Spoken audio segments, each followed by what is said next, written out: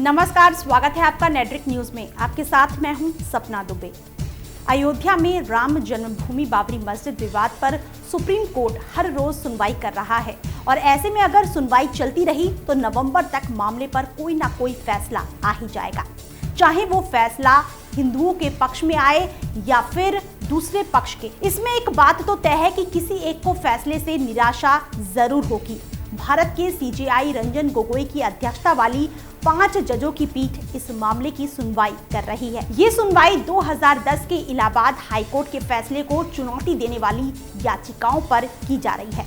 अब सवाल ये उठता है कि अगर शीर्ष कोर्ट फैसला सुना देता है तो उस फैसले के नतीजे क्या निकलेंगे, क्या माहौल होगा देश का और खासकर उत्तर प्रदेश का। ये एक ऐसा सवाल है जिसका जवाब भविष्य की गोद में ही है। अब अगर ऐसे ही सवालों को टटोला जाए तो इसके लिए हमें मौजूदा समय में चल रही गतिविधियों को समझना होगा। आगे जानकारी दें उससे पहले आप चैनल को सब्सक्राइब करना ना भूलें, साथ ही बेल आइकन को जरूर दबाएं जिससे हर अपडेट आप तक पहुंच पाए। आगे आपको बता दें कि मौजूदा समय की बात करें तो सुप्रीम कोर्ट ने रोजाना सुनवाई के फैसले के पहले मध्यस्थता का रास्ता अपनाने पर जोर दिया था, लेकिन ये प्रक्रिया कारगर नहीं रही और फिर कोर्ट को सुनवाई शुरू करनी पड़ी। अयोध्या मामला एक ऐसा विवादित मामला है जिसमें एक भूमि के स्वामित्व पर विवाद है। बहस इस बात की है कि इस विवादित भूमि पर बाबरी मस्जिद मौजूद थी, लेकिन एक पक्ष ऐसा मानते हैं कि वो भगवान राम की जन्मभूमि है।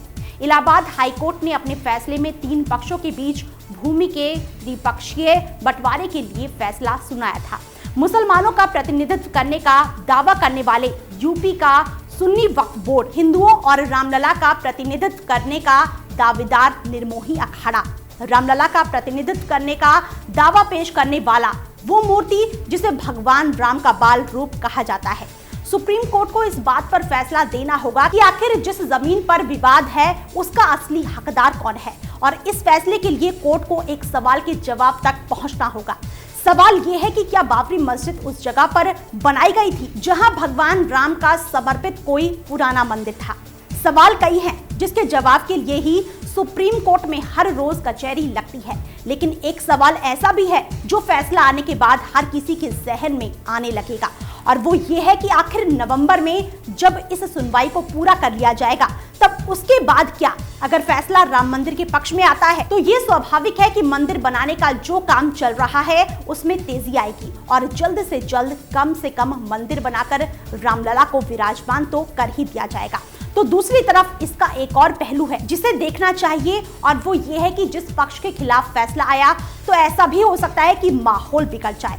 वैसे अयोध्या का लगभग हर एक समुदाय इस पक्ष में है कि कोर्ट के फैसले को माना जाएगा, लेकिन कुछ एक धड़े ऐसे भी हैं जो मस्जिद बनाने वाली बात पर अड़े हैं। अब ऐसी स्थिति में फैसला आने के दौरान राज्य में सुरक्षा व्यवस्था बनाए रखने की चुनौती राज्य सरकार के सामने खुद ब खुद आ खड़ी हो सकती है। कश्मीर से आर्टिकल 370 हटाना केंद्र सरकार के लिए एक चुनौती थी, जहां सुरक्षा व्यवस्था को बनाए रखने के लिए बीजेपी सरकार ने शायद ही कोई कोर कसर छोड़ी हो। हालांकि कश्मीर से आर्टिकल 370 हटाना और अयोध्या विवाद एक दूसरे से काफी अलग मामला है, लेकिन एक बात जो इन दोनों में समान है वो ये है कि फैसले के बाद का माहौल। कश्मीर वाले मुद्दे को एक माह बीत चुका है और आगे आने वाले समय में जिस बड़े मुद्दे पर फैसला आने वाला है वो है अयोध्या विवाद। सुप्रीम कोर्ट के फैसले के बाद यूपी में भी सुरक्षा को कश्मीर जैसा पुख्ता किया जाए, ऐसे भी आसार दिखते हैं। इसके अलावा देखने वाली बात यह भी है कि इससे विपक्ष के नेताओं पर क्या असर पड़ेगा। यूपी के पूर्व मुख्यमंत्री और समाजवादी पार्टी के अध्यक्ष अखिलेश यादव ने तो हाल ही में कश्मीर के हालात पर तंज कसते हुए कहा था कि अनुच्छेद 370 हटाने का मुद्दा भाजपा के घोषणा पत्र में था। क्या वहां के लोगों में वही खुशी है जो उन्होंने सड़कों पर मनाई? जो उनके साथ हुआ है वो कल हमारे आपके साथ भी होगा।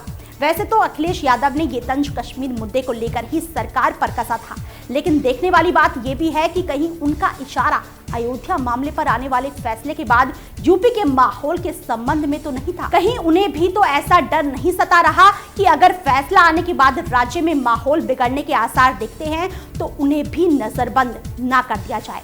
ये बात ध्यान देने वाली है कि ये केवल आसार है, हम इस पर अपनी तरफ से कुछ नहीं कह रहे हैं। बाबरी मस्जिद विध्वंस के वक्त अयोध्या का माहौल पूरी तरह से खराब हो गया था।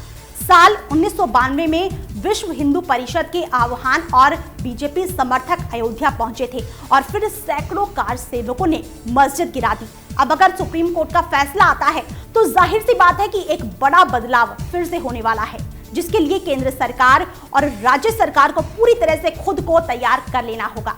सुप्रीम कोर्ट में रोजाना यानी हर हफ्ते सोमवार से शुक्रवार तक होने वाली सुनवाई ने फैसले के अटकलों को भी जिंदा किया है कि क्या फैसला नवंबर तक आएगा या नहीं। क्योंकि एक बात जो गौर करने वाली है वो ये है कि सीजेआई रंजन गोगोई 17 नवंबर को सेवानिवृत्त होने वाले हैं। तो सवाल ये है कि क्या मामले पर फैसला 17 नवंबर तक आ जाएगा या फिर इस फैसले के लिए एक नई पीठ का गठन करना पड़ सकता है और मामले की सुनवाई नए सिरे से शुरू की जा सकती है। जहां तक राम मंदिर पर सुप्रीम कोर्ट के रोज सुनवाई करने पर अलग अलग पार्टियों के नजरिए की बात करें तो राजनीतिक दलों में मंथन ही चल रहा होगा ताकि फैसला आने तक वो अपनी रणनीति में बदलाव कर सके।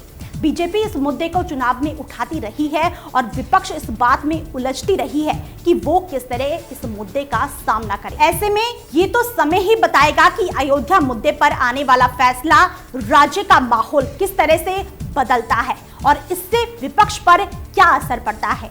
फिलहाल इतना ही, बाकी ऐसी और वीडियोस के लिए आप चैनल को सब्सक्राइब करना ना भूलें। आप देख रहे हैं नेट्रिक न्यूज, साहस सच कहने का।